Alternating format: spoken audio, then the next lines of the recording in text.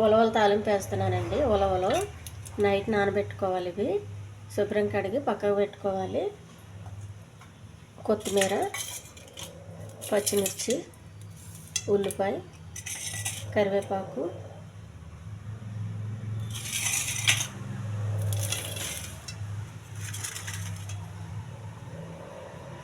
కారం, పసుపు, ఉప్పు, జీలకర్ర అండి.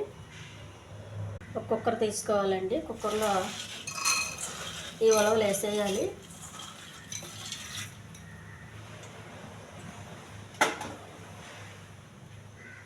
కొంచెం వాటర్ వేయాలి. ఉలవలు కొంచెం ఎక్కువసేపు ఉడుకుతాయండి, అందుకని కొంచెం ఎక్కువ విజిల్స్ పెట్టుకోవాలి.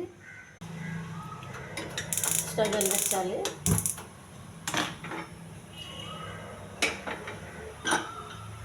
ఒక 5-6 విజిల్స్ పెట్టాలండి మెత్తగా అవ్వాలంటే.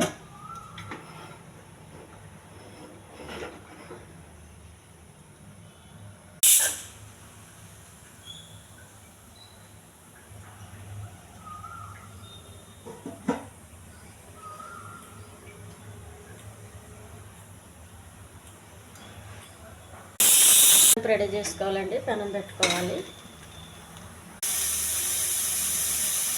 ఉల్లిపాయ, కరివేపాకునండి ఇది దోరగా వేయించాలి. జీలకర్ర, ఈ ఉడికించిన ఉలవలండి కొంచెం చల్లారనివ్వాలి.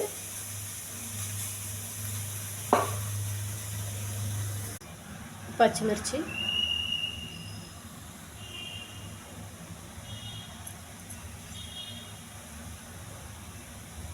కొంచెం పసుపు అండి, కొద్దిగా కారం,